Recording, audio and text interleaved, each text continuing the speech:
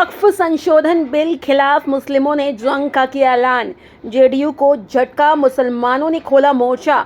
मुस्लिम नेता देंगे इस्तीफा, गिरेगी सरकार। चिराग नायडू और नीतीश तीनों का मुस्लिम करेंगे बॉयकॉट।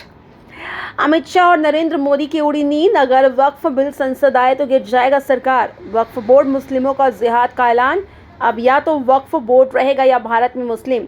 वक्फ संशोधन विधेयक के खिलाफ देशव्यापी आंदोलन की तैयारी, मुस्लिम पर्सनल लॉ बोर्ड ने किया बड़ा ऐलान। इस वीडियो में आगे बढ़ने से पहले चैनल पर पहली बार आए तो सब्सक्राइब और वीडियो को लाइक शेयर जरूर करें। वक्फ संशोधन बिल के खिलाफ देश भर में मुस्लिम संगठन विरोध कर रहे हैं।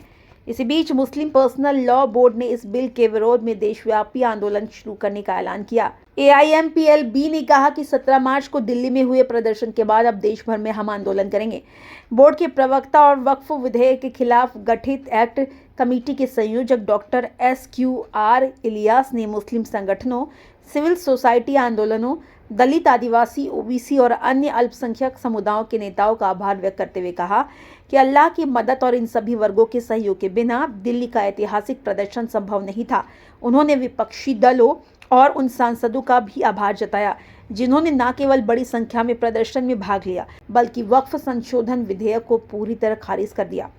आंदोलन के पहले चरण में 26 मार्च को पटना और 29 मार्च को विजयवाड़ा में विधानसभाओं के सामने बड़े पैमाने पर विरोधी धरनों का आयोजन किया जाएगा। इन धरनों में AIMPLB की केंद्रीय नेतृत्व टीम, विभिन्न धार्मिक व सामाजिक संगठनों के राष्ट्र और प्रांतीय प्रतिनिधि हिस्सा लेंगे।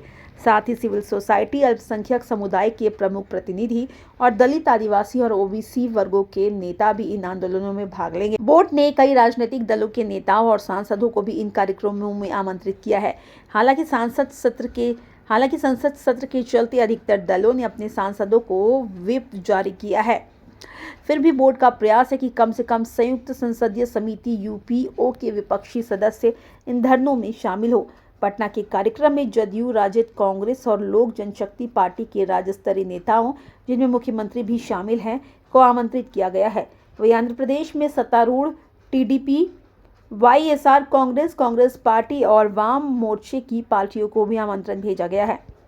असदुद्दीन ओवैसी ने सरकार को टारगेट करते हुए सवाल खड़ा किया कि जब तेलंगाना के मंदिर बोर्ड, सिखों के बोर्ड और ईसाइयों के बोर्ड में उन्हीं के धर्मों के लोग होते हैं, तो फिर वक्फ बोर्ड में गैर मुस्लिमों को क्यों बैठाया जा रहा है।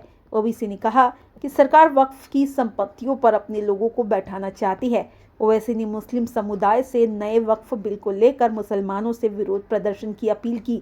ओवैसी ने कहा कि वक्फ बोर्ड उनका आंतरिक धार्मिक मामला है, लेकिन PM मोदी कह रहे हैं हम वक्फ संशोधन बिल के तहत वक्फ संपत्तियों पर गैर मुस्लिमों को भी बैठाएंगे। OBC ने ये भी आरोप लगाया कि सरकार का इस बिल के पीछे असली मकसद वक्फ की संपत्तियों को छीनने का है। आपको क्या लगता है दोस्तों, वक्फ बोर्ड बिल विधेयक संसद आना चाहिए या फिर नहीं? कमेंट जरूर करके बताएं। वीडियो पसंद आए तो लाइक शेयर जरूर करें, चैनल को सब्सक्राइब करें।